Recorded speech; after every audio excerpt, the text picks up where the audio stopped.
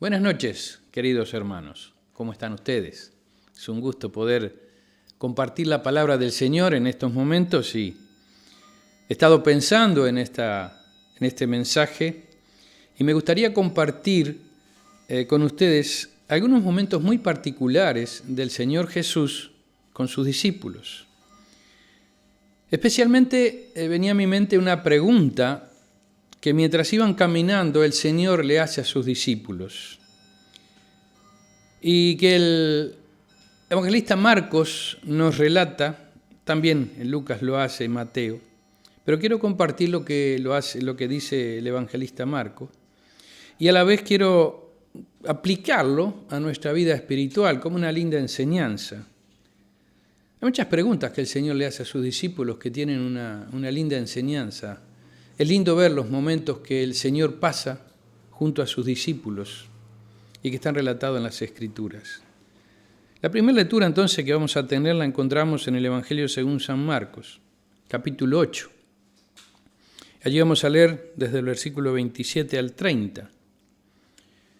Dice la palabra del Señor, Marcos 8, 27.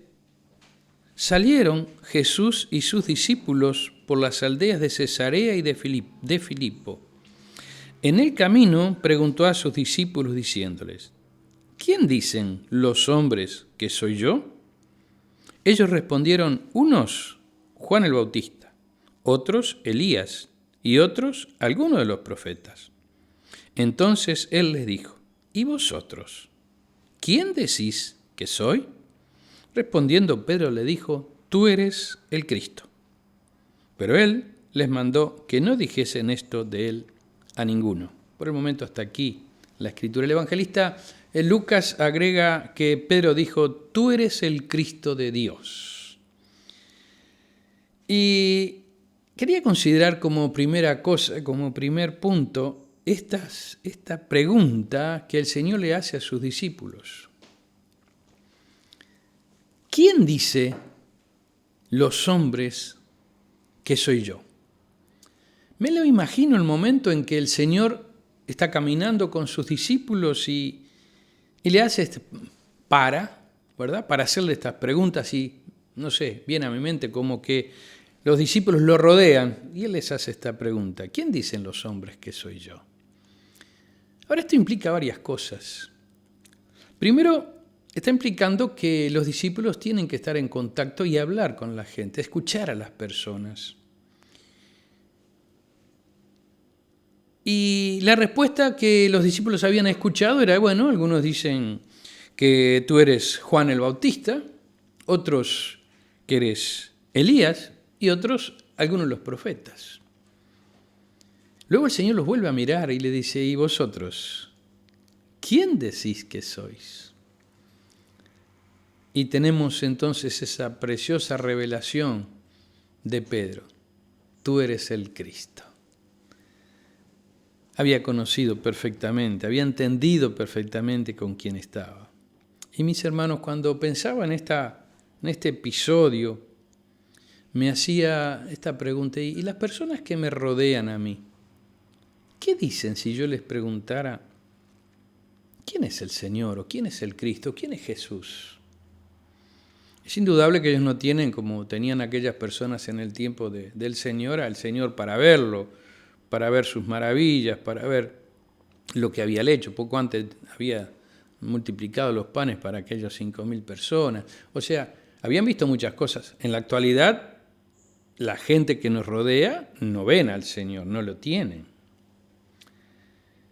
¿Y a quiénes ven entonces? Y acá viene lo que yo estuve pensando. ¿A quiénes ven las personas para definir a Cristo? Y bueno, yo pensaba que me ven a mí, nos ven a nosotros. Porque saben que la palabra cristianos es pequeños cristos, o sea que cada creyente en su lugar está revelando a Cristo, está revelando cómo se manifiesta, cómo es la vida, qué es los pensamientos del Señor.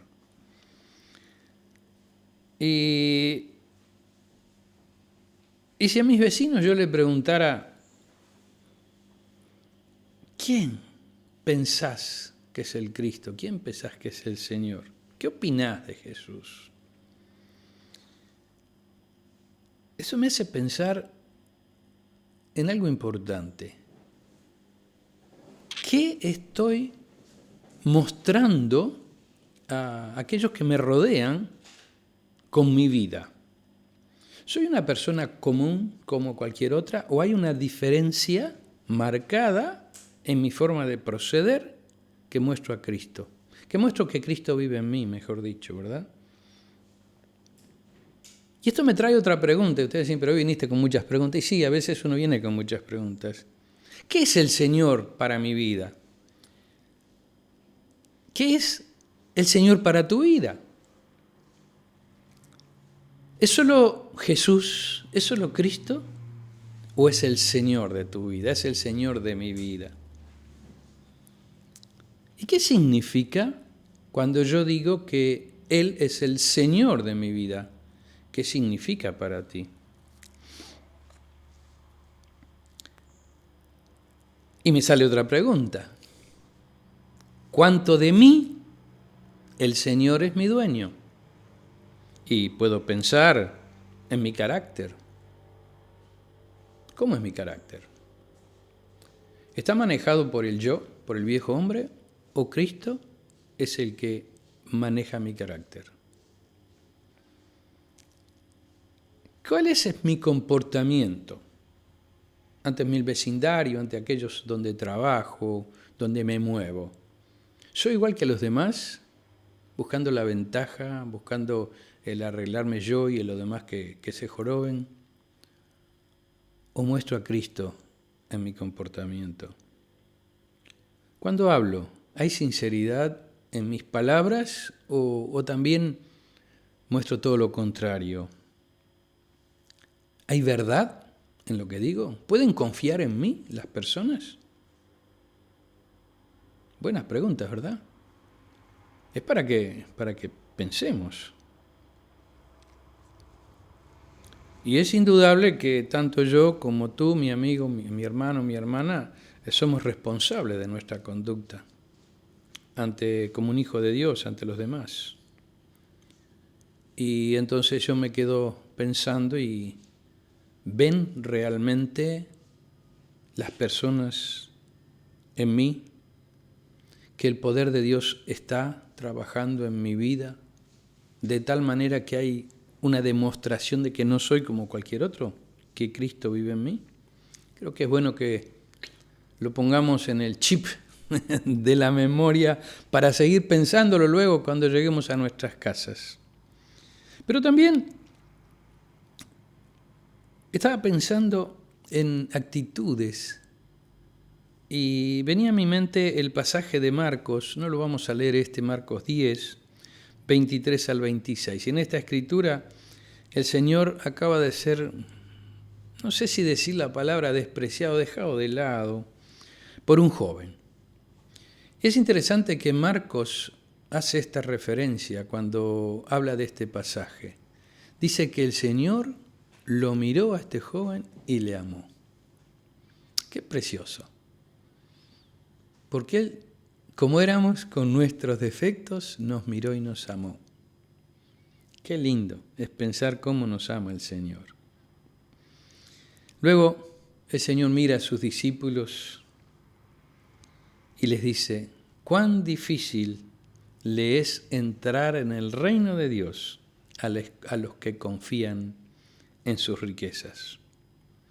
Y estas palabras nos llevan a mirar al joven que se va apesadumbrado, que se va afligido, que se va triste.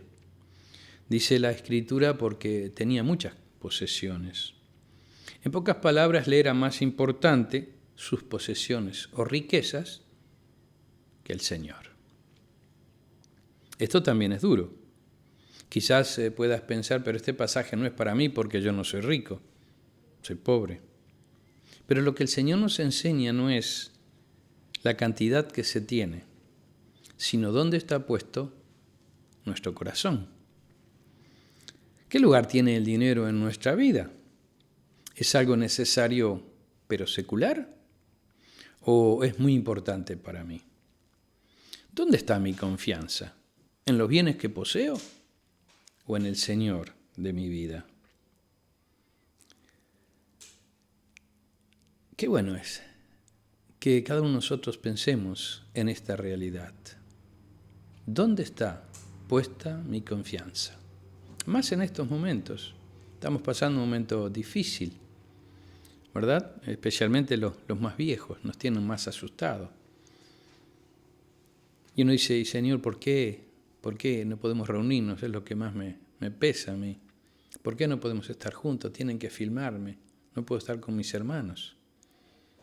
Y yo no sé los propósitos del Señor, pero sí sé una cosa, que lo que el Señor permite es para nuestro bien.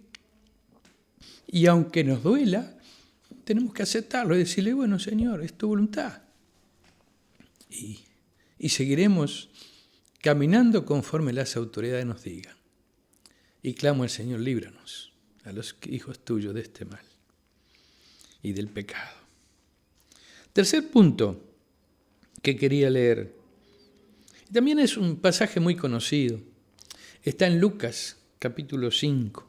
Y acá quizás no está hablando a sus discípulos porque todavía no eran sus discípulos, pero estaban siguiendo al Señor, habían visto maravillas y dice que una gran multitud les seguía y se habían juntado contra el mar.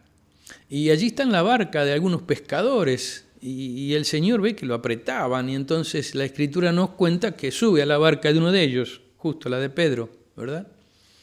Y pone a hablarse y da el mensaje. Y un mensaje que toca a muchos y entre ellos a Pedro. Y la palabra nos dice así en el versículo 4, que cuando terminó el Señor de hablar, le dijo a Simón, boga mar adentro y echad vuestras redes para pescar. En este pasaje vamos a ver cosas preciosas que nos van a hablar a nuestro corazón también, a nuestra vida como cristianos.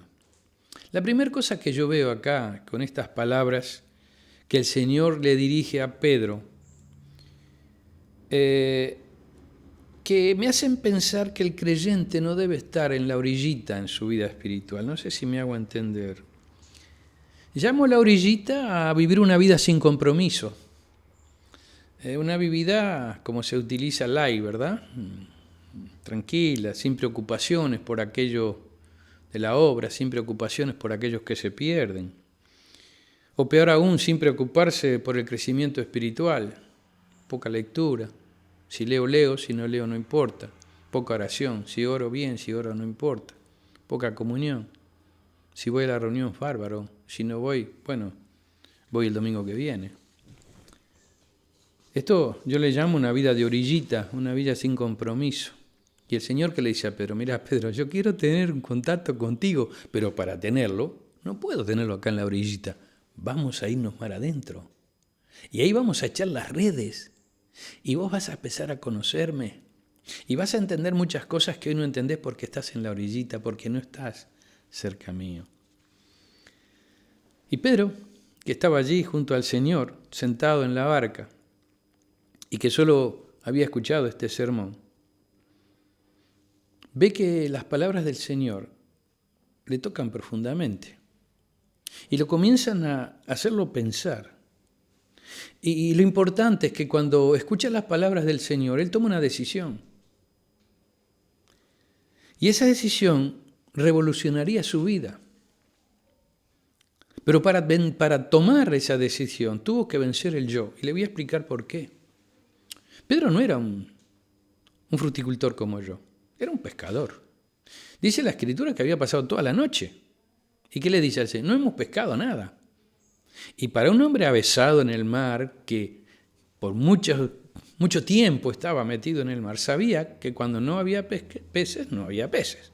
Y era infructuoso seguir tirando la red. Lo habían hecho toda la noche. ¿Y qué vamos a hacer ahora? Pero él antepuso las palabras del Señor a lo que él sabía, a lo que él conocía. Y entonces va. Y yo me reía cuando pensaba en esto, porque el Señor le dice, echad vuestras redes. Y dice que él echó la red. Pero la echó.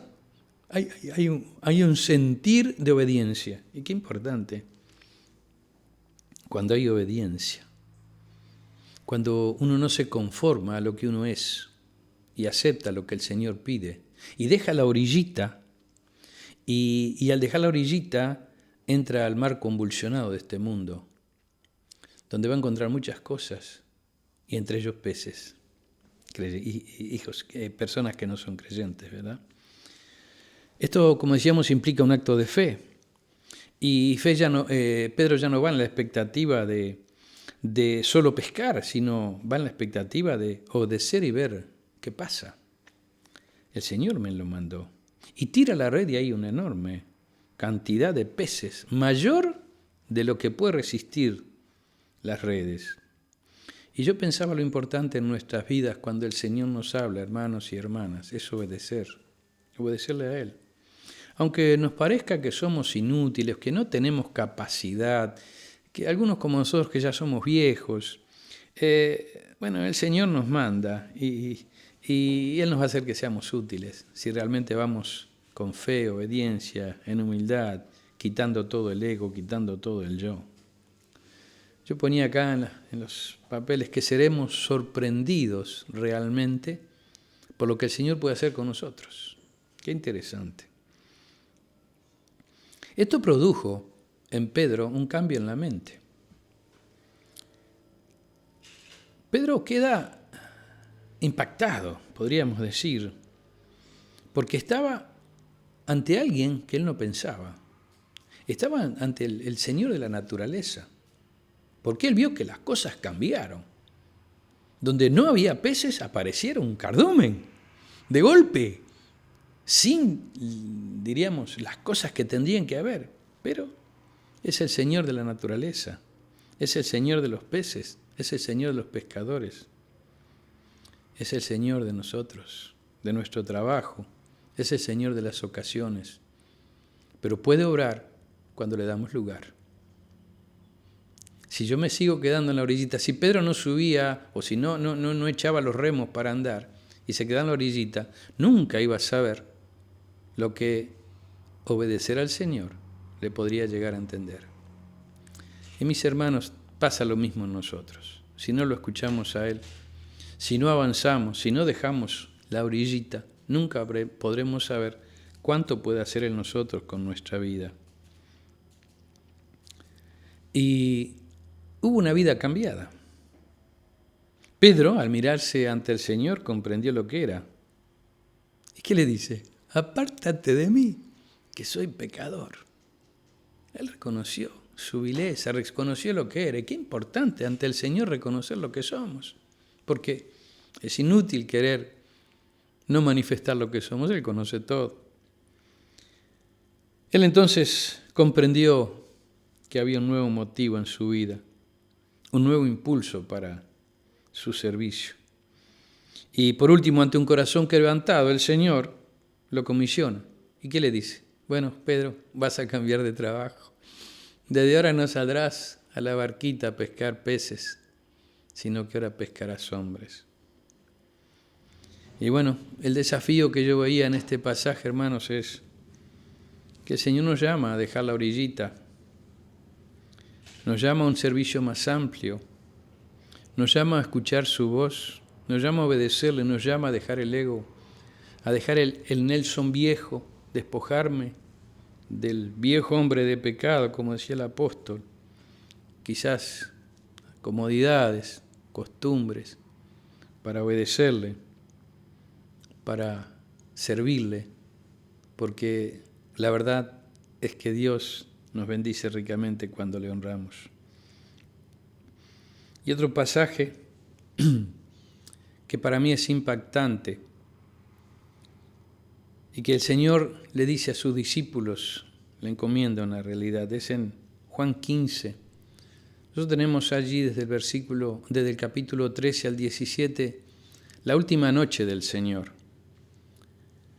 Para mí es una lectura preciosa y creo que para todos los que la leen. Esos capítulos del 13 al 17 de Juan son hermosos. Y el Señor tiene en esa noche muchas cosas que decirle a sus discípulos y que gracias al Señor quedaron en las Escrituras para que nosotros la podamos ver y comprender. Allí en el aposento alto, luego de lavarle los pies, recuerdan, de humillarse. Cada vez que pienso en esto, me imagino en la vista del Señor y de Judas, cuando le lava los pies a Judas. El Señor sabía que le iba a entregar, sin embargo le lava los pies. ¿Qué habrá pensado Judas con lo que iba a hacer y viendo la humildad del Señor? No sé, pero es tremendo esos momentos, ¿verdad? Pero yo quiero referirme a ese pasaje cuando el Señor dice estas palabras: permaneced en mí y yo en vosotros. Luego agrega: yo soy la vid, vosotros los pámpanos. El que permanece en mí y yo en él, este lleva mucho fruto, porque separados de mí nada podréis hacer. Tremenda enseñanza, clarísima. No solo porque surge de la vid lo que uno está consustanciado, sino que cualquier planta, una dama, una señora que tiene sus rosales, se quiebra un gajito, sufre porque ve que comienza a marchitarse aquel precioso capullo, aquel preciosa flor que iba a venir. Bueno, el Señor nos hace pensar en esto. Separados de Él, nada podemos hacer. ¿Qué significa todo esto? La palabra nos enseña que hemos sido puestos, cuando creímos en el Señor Jesús como nuestro Salvador, hemos sido puestos en Cristo. Estamos inmersos en Cristo. Nuestra vida debe ser una vida espiritual, movida por el Espíritu Santo que está en nosotros. Porque si nos separamos de ello, no llevaremos fruto.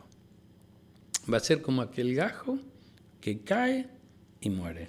Pero en Él, dice, si nosotros estamos en Él, vamos a crecer y fructificar para gloria del Señor. Esa es la enseñanza que el Señor le deja a sus discípulos, unidos a Él. Y es la enseñanza que me deja a mí, unidos a Él. Dice Juan 15:10, si guardareis mis mandamientos, permaneceréis en mi amor. Y el versículo 21 del capítulo 14, el que tiene mis mandamientos y los guarda, es el que me ama. Y no hay nada más que nos dé más fuerza para soportar las pruebas que sentir el amor de Dios en nosotros. Y uno último para ir terminando. Un pasaje que se estuvo hablando, que parte yo también lo di en el devocional el otro día, en la cena, Juan 20, 19 al 20. Allí es el atardecer del domingo, el Señor ha resucitado. Los discípulos estaban reunidos y se nos dice que estaban con las puertas de la casa cerradas, del lugar donde estaban cerrados, por miedo a los judíos. De pronto ven al Señor de pie junto a ellos, que les dice: paz a vosotros. Maravillosa manifestación del Señor resucitado. Pronto después muestra sus manos y su costado, herido por nosotros. Y los discípulos, dice, se regocijaron. Y esto me hace disfrutar en pensar que el Señor vive. Está en los cielos, pronto viene a buscarnos para llevarnos a su presencia. Porque Él dio su vida por nosotros. Un día hemos entendido esta realidad, que Cristo murió en la cruz, derramó su sangre y nos limpió de nuestros pecados. Pero quiero volver a estas palabras: paz a vosotros. Y quiero aplicarlas a aquellos que aún viven sin Cristo. Por lo tanto, sin esperanza, nos dice la Escritura. Y sé que hay amigos que están escuchando o quizás por internet viéndonos, y quiero referirme y llegarme a ellos pensando en esta realidad. Paz con Dios. Y preguntarte, ya que venimos hablando de preguntas, ¿tienes paz con Dios? ¿Estás tranquilo? que cuando dejes este mundo vas a ir a la presencia de Dios? Bueno, tú sabes que la humanidad se ha separado de Dios por causa del pecado. El hombre y la mujer se han alejado de la presencia de Dios a causa del pecado, porque el pecado produce separación. ¿Saben por qué? Porque Dios es santo y no puede estar con el pecado. Entonces hay separación. Pero Dios nos amó y nos ama, pero nos amó de tal manera que viendo que íbamos a la perdición, que la ira de Él estaba sobre cada uno de aquellos que se habían alejado, envió a su Hijo Cristo a dar su vida por nosotros. Este mismo Señor que hemos estado hablando, que estaba con sus discípulos. Este mismo Señor que la última noche habla con sus discípulos y dice, separado de mí nada podréis hacer. Este mismo Señor que, estando las puertas cerradas, viene y dice, pasa a vosotros. Este mismo Señor dio su vida. Cristo murió en la cruz. Allí derramó su sangre preciosa, la cual nos limpia, dice la Biblia, de todos nuestros pecados. Y esa sangre es la que pacifica la ira de Dios a causa del pecado. Dice Romanos 5:1 estas palabras. Justificados pues por la fe, tenemos paz para con Dios, por medio de nuestro Señor Jesucristo. Los versículos 8 y 9 del mismo capítulo de Romanos dice, mas Dios muestra su amor para con nosotros, en que siendo aún pecadores, Cristo murió por nosotros. Pues mucho más, estando ya justificados en su sangre, por Él seremos salvos de la ira. Porque si siendo enemigos fuimos reconciliados con Dios por la muerte de su Hijo, mucho más, estando reconciliados, seremos salvos por su vida. Te pregunto, amigo, amiga, ¿no deseas tú tener paz con Dios? Hoy puedes hacerlo. Solo tienes que pedirle perdón por tus pecados, reconocerte que eres un pecador y que los pecados te condenan, pero que Cristo te ama, dio su vida por ti, derramó su sangre, la cual, si tú crees en Él, que Él murió en la cruz por ti, te arrepientes de tus pecados, Él te perdona y hace que puedas tener también paz en ti. Saber que si dejamos este mundo, vamos a la misma presencia de Dios. Quiera el Señor bendecirnos en esta noche y que sus palabras puedan llegar a nuestros corazones, a nuestros amigos, para que puedan creer en Cristo como su Salvador, y a nosotros, sus hijos, para que podamos día a día ser más fieles a Él, pudiéndole honrar, servirle y, cual Pedro, dejar la orillita y meternos en las profundidades del amor del Señor, de la gracia del Señor, de la paz que Él nos ofrece y gozarnos en Él. Que el Señor les bendiga ricamente. Amén.